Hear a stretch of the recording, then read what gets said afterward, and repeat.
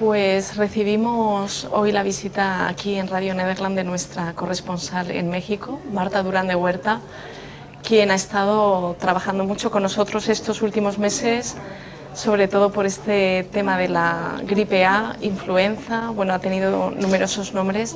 Llevamos 2 meses más o menos con esta crisis sanitaria, ¿o cuándo podemos decir que estalla? Bueno, según los epidemiólogos, hay un pico, primeramente, baja el número de infectados para después tener un segundo pico.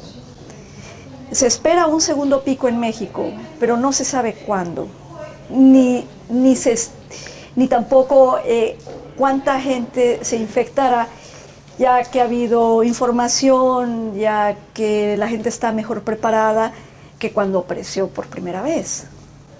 Y cuéntanos, ¿cómo fue aquello, bueno, cuando estalló la alerta, se declararon unos días de cuarentena, se cerraron numerosos establecimientos? ¿Cómo se vivió todo aquello? Pues lo más importante era evitar el contagio, porque del virus se sabe poco, se sabía menos en ese entonces. No había el material suficiente para la detección, se tuvieron que traer reactivos y laboratorios móviles de Canadá, de Estados Unidos. Entonces, la mejor manera para evitar la propagación del virus era evitar el contacto entre las personas. Y la Ciudad de México es una de las más grandes del mundo, con 23 millones de personas en la zona urbana y conurbada, y fue por eso que se cerraron las escuelas, los restaurantes, las iglesias, teatros, cines, todo. La final de fútbol se jugó en un estadio donde normalmente hay 100,000 personas o más, y sí, se jugó, pero vacío, solo los futbolistas, solo se oían los gritos de los futbolistas y cómo le pegaban a la pelota, y todo se transmitió por televisión. Se cerraron las iglesias, y la ciudad estuvo en silencio, estuvo vacía. Fue algo rarísimo, porque si hay embotellamientos y aglomeraciones espantosas, es la Ciudad de México. El centro histórico, lo llamamos el centro histérico, y de pronto todo en silencio. Y la forma de contagio es de persona a persona, por la saliva, por estornudos, pero lo importante era evitar las aglomeraciones en autobuses, en metro, y qué mejor manera que cancelando todas las actividades productivas que se pudieran. Entonces cerraron las oficinas públicas, las escuelas, y fue un ambiente muy fuera de lo común, muy raro. Y la gente también, la gente se quedó en su casa. La gente que pudo se quedó en su casa. A ver películas, a internet. Los antropólogos registraron nuevas redes de interacción por Facebook, por internet, por virtuales, formas virtuales. Y los hospitales estaban al tope. Primero porque había mucho miedo y la gente no podía distinguir si su resfriado era un gripón loco, común y corriente, o si ya eran portadores del virus, ya tenían el virus, que además se complican con pulmonías y con neumonías.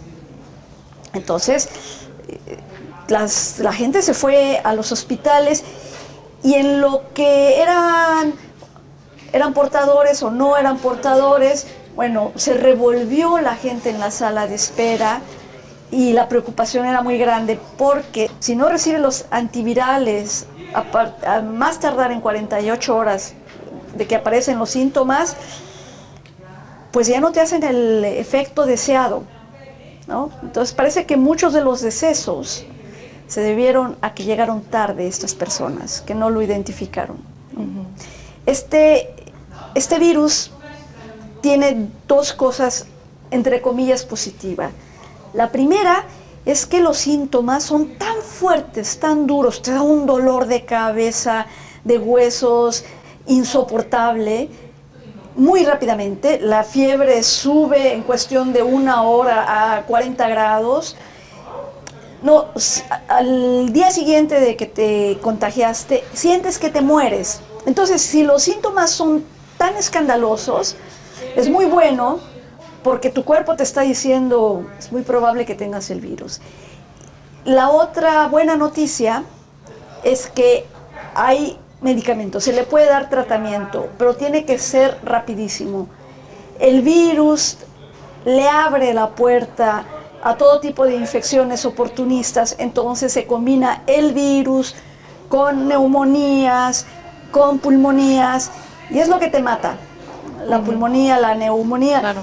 Y se le llama atípicas, pues porque no te da en una época de frío, no en una época de pulmonías, de neumonías, y le da a la gente sana, productiva, joven.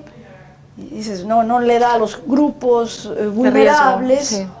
Normalmente que son los niños y los ancianos, sino que le pega a los jóvenes muy duro, incluso a los deportistas de buena salud. ¿Por qué? ¿Quién sabe?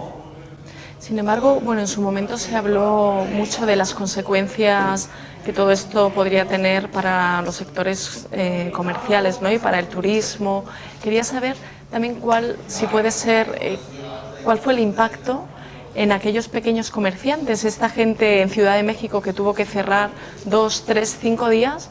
Sus negocios dependen, ¿no? del comercio del día a día y sin embargo se quedaron sin poder trabajar.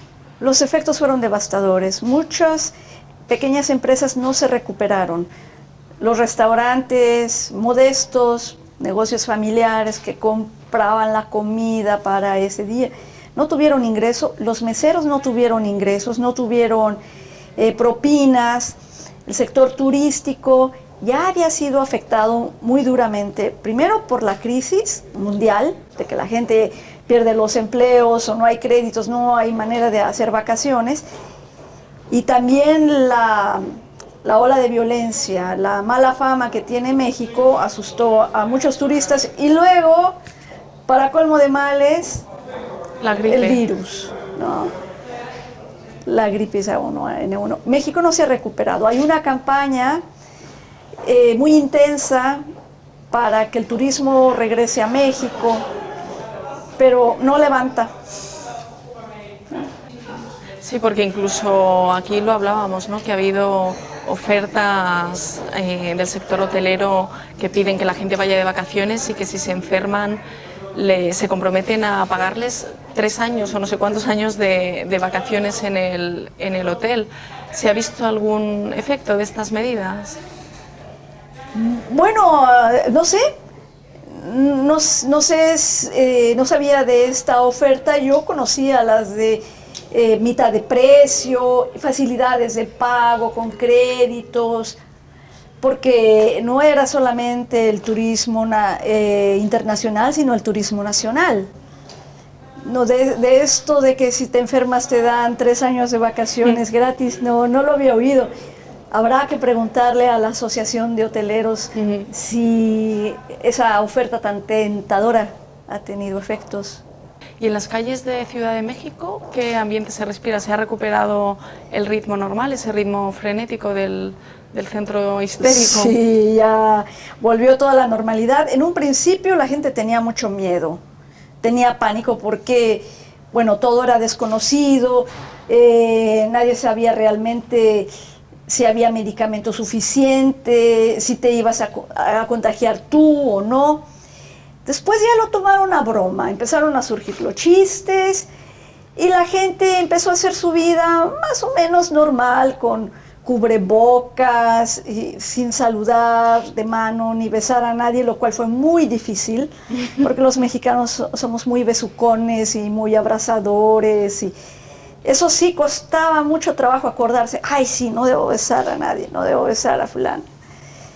Y ya después volvió a la normalidad. Las autoridades piden no bajar la guardia, las autoridades sanitarias, pero ya a la gente se le olvida, ¿no? Ahora, lo curioso es que las medidas más importantes para evitar la propagación del virus son las medidas higiénicas elementales que aprendemos de niños. Lavarse las manos después de ir al baño, antes de comer, toser en un pañuelo, no salpicar, no toserle a la gente en la cara y así por aspersión bañarla. Esas son medidas no solo de buena manera, sino de higiene básica. Y bueno, el medio de transporte colectivo fue lavado, desinfectado, ahí sí pusieron mucha atención, pero hay cosas que no puedes controlar, ¿no? Como los lugares donde hay mucha pobreza, mucha carencia. ¿Qué les vas a hablar de higiene si no tienen agua potable, ¿no? Y es ahí donde hay el temor de que si hay un brote epidémico va a ser muy difícil controlarlo porque no tienen las medidas básicas, no tienen las condiciones básicas, la infraestructura, no digamos de higiene, médica, si no hay médicos. ¿Y no hay ningún plan de las autoridades para enfrentar este problema, especialmente en estas zonas más vulnerables? Se supone que sí, pero si sales de la ciudad y te metes a los barrios más pobres, a los lugares alejados, te das cuenta que no. El problema es viejo porque los gobiernos de corte neoliberal, conservadores, apostaron por la privatización, pero además de privatización entre amigos, a la familia, a los cuates, como decimos en México, a los allegados, y cortaron el presupuesto a la investigación científica y a los servicios de salud. Entonces, cuando viene una emergencia, estos servicios de salud que ya eran muy carentes, que ya eran muy deficientes, por falta de recursos, por falta de atención, por falta de planeación, pues imagínate, se ven rebasados los hospitales, los médicos, porque si ya de por sí en épocas de normalidad no alcanzan las camas de hospital, no alcanzan los médicos, no alcanzan las medicinas, pues imagínate con un brote epidémico de estas dimensiones. ¿Y tú personalmente, Marta, en tu vida has tenido que hacer algunos cambios o cómo lo has vivido? Bueno, ahora tengo que bañarme diario, lavarme las manos. No, es broma. Bueno, tener mucho cuidado porque los periodistas, los maestros estamos muy expuestos, más expuestos que otras personas, porque trabajamos con grupos. Por ejemplo, yo doy clases en varias universidades, a veces a grupos muy grandes, en salones muy reducidos, y entonces el peligro de contagio es mayor. Y cuando la epidemia, pues yo me fui a las salas de urgencia de los hospitales a entrevistar a enfermos, bueno, con cuidado y con distancia, pero nunca sabes si te vas a pescar algo, y tuve buena suerte y no me pasó nada. Hablando de esto del trabajo del periodista, me llama la atención, quiero saber si has tenido la oportunidad o si es posible hacer un trabajo más de investigación, porque a propósito del estallido de esta gripe han surgido distintas teorías, ¿no? Y hay gente que dice que, bueno, por un lado que se está exagerando, por otro lado que había intereses farmacéuticos detrás. ¿Cuán fácil es intentar llegar al fondo de lo que está verdaderamente ocurriendo? Difícil, porque las autoridades no quieren dañar la imagen del gobierno. De hecho, fue un periódico, el periódico Reforma, quien dio la voz de alarma de tantos casos de neumonías y pulmonías atípicas. Fue la prensa escrita la que dijo, hay una epidemia, hay un brote epidémico, y lo dijo días antes de que el gobierno, por estas noticias, se viera obligado a reconocerla, ¿no? Entonces ahí la prensa jugó un papel muy importante, primero de dar la voz de alarma, y segundo, para hacer llegar la información a la gente de cómo cuidarse. Y también de señalar todas las deficiencias y las contradicciones del sistema de salud y señalar que es muy importante dar más presupuesto a la investigación científica y a los sistemas de salud, porque de otra manera no puedes enfrentar una epidemia, que ahora ya es pandemia. Sí, de todas formas también se dijo, ¿no?, que coincidió todo esto con la visita del presidente de los Estados Unidos, Barack Obama, a Estados Unidos, a México, y que quizá por eso también el gobierno lo tapó de alguna manera. Sí, hubo ahí un pequeño incidente con Cuba, porque el presidente Calderón iba a visitar Cuba, pero Cuba canceló todos los vuelos de México y hacia México. Entonces el presidente Calderón dijo, bueno, pues no canceló su visita a Cuba, pero además era en un tono así, ¿cómo decirlo?, poco diplomático, ¿no? Y no por las vías convencionales que usa la diplomacia. Y el comandante Fidel Castro dijo que el presidente Calderón, que el gobierno de México había mantenido en secreto la información del brote epidémico para que el presidente Obama no cancelara su visita a nuestro país, que era muy importante porque, bueno, nuevo presidente, la foto, las relaciones bilaterales. Los primeros decesos son del 2 de abril, o sea, decesos comprobados por el virus A1H1. El presidente Obama llegaba el 16 de abril y no se dijo nada. Y la alerta oficial se declaró hasta el 23 de abril. Entonces, simplemente por fechas, parece que es verdad lo que dijo el comandante Fidel. Pues ya una última cuestión, Marta Durán de Huerta. Hablabas al principio de un segundo pico que se anuncia que puede golpear nuevamente. Imagino, claro, ya la población está más preparada. Quería saber si hay alguna estrategia pues en cuanto a reparto de medicinas, en cuanto a vacunación, o cómo se está esperando este segundo golpe. La alerta sigue, no con la intensidad que hace 2 meses, pero constantemente se le dice a la gente que tenga cuidado con la higiene, lavarse. Ya parece que hay material de laboratorio para detectar el virus, cosa que en un principio no se tenía, o no se tenía suficiente. Y hasta donde yo sé, la Secretaría de Salud de México iba a comprar más dosis de antivirales, en concreto de Tamiflu, y para dar tratamiento. Ahora, ¿cuándo se presentará el segundo pico y de qué magnitud? No lo sabemos.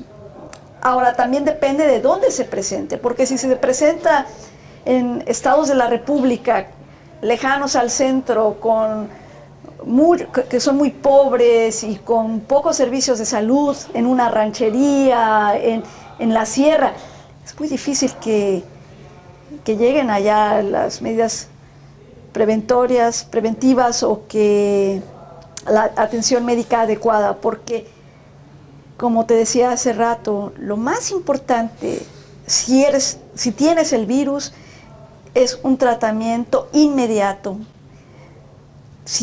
Mientras más tardes en tomar el tratamiento, mayor peligro corre tu vida.